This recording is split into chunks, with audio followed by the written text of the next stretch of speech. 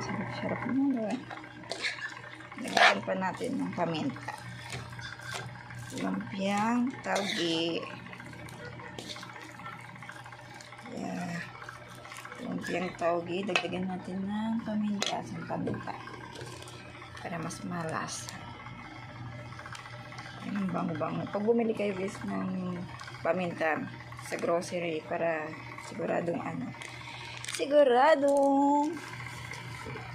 puro. Ayan, napapatching pa ako. Sa sobrang tapang. So, ibig sabihin, puro siya. Yan guys.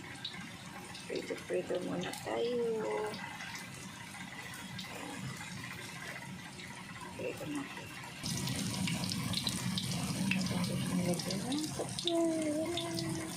Yes.